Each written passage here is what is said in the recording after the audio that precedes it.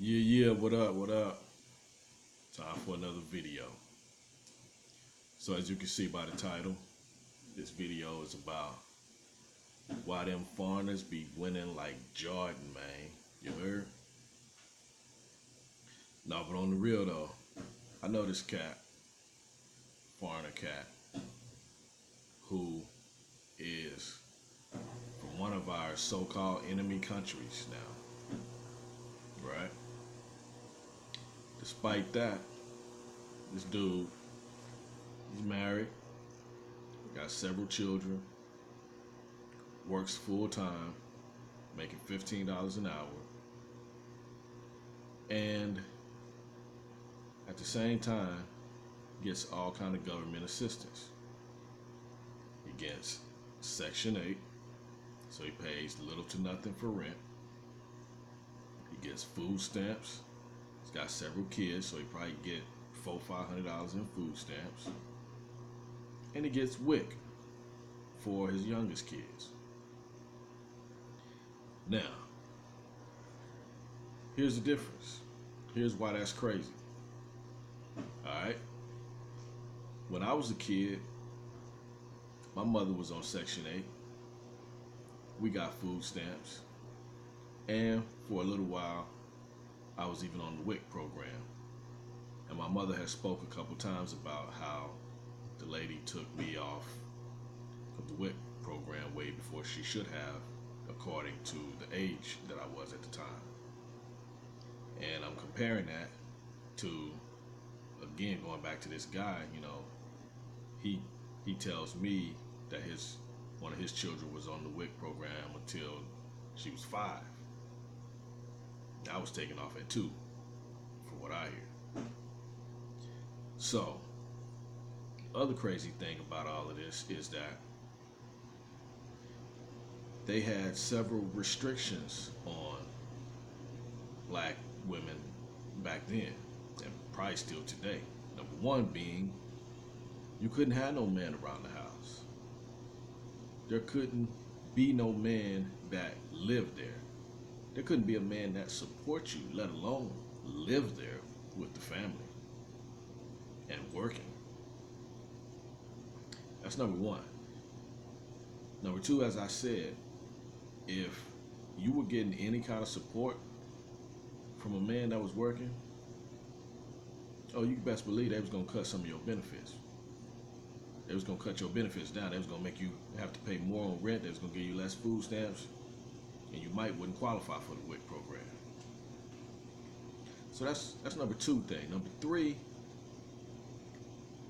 the mothers themselves couldn't hardly work and get that kind of government assistance.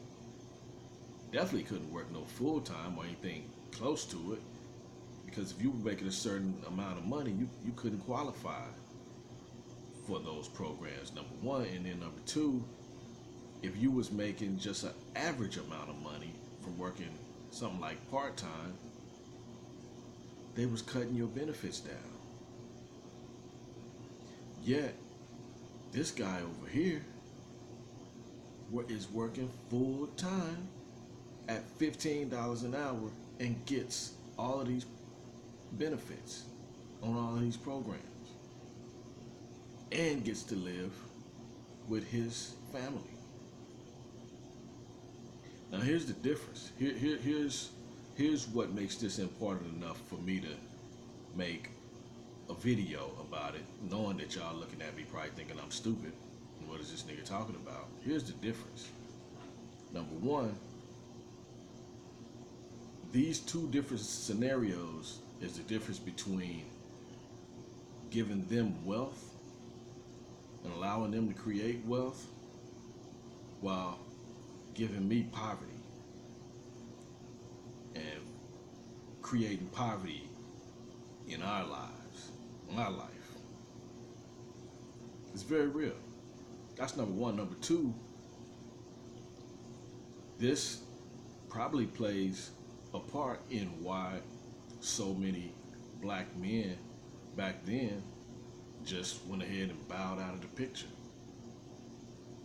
and left their young boys to be fatherless boys like myself, like I grew up. That's also a very big deal. So this is crazy. This is not right. And this is something that has been under the rug for a long time that a lot of us have been having a feeling about, having a suspicion about, but we didn't know for sure that this was really going on. And how do I know for sure? This guy that I'm talking about told me this out of his own mouth, that he gets these benefits, all of these benefits. Now, I'm not mad at him. I'm not trying to snitch on him, get him in trouble. He probably don't even know nothing about this discrimination. He probably don't know that black people had these restrictions on us while we got these benefits.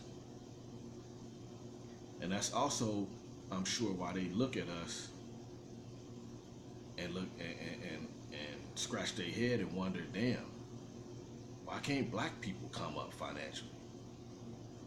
You know why? Because they think we getting all these benefits with no restrictions on them while being able to work. See, they come over here not knowing nothing and get that kind of love, and then not knowing what's going on, not knowing that we don't get the same thing. So they looking at us like we stupid, like we trash, and it's probably no wonder why that's probably the reason why they end up looking at us like that, and it's no wonder why now. All right, another scenario along the same lines is that foreigners coming over here, being over here a couple years, and getting a social security number, and guess what else goes along with that? That a lot of us don't think about. And I know we don't think about it because we don't talk about it. I ain't never heard nobody mention it, so I'm mentioning it. It's probably gonna be your first time hearing about it, but guess what? They starting off with fresh credit. You understand what I'm saying? So now, because of that, all they gotta do is have a job, and guess what? It's easy for them to go to the car lot and get a nice whip.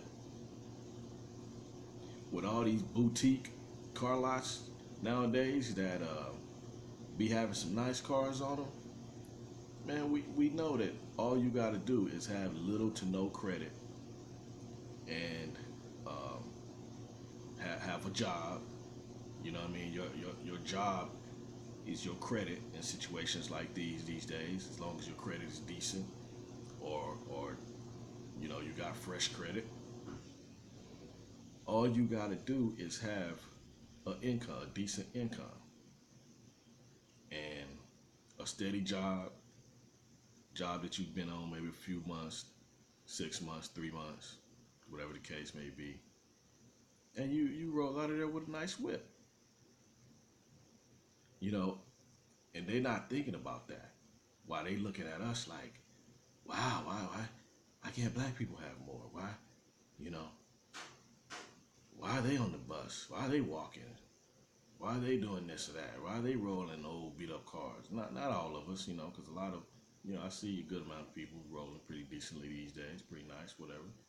But I know that perception has been there for a long time, and it still is there. So I just thought this should be known about. This should, you know, this is interesting, I think. What do y'all think? Let me know. Peace.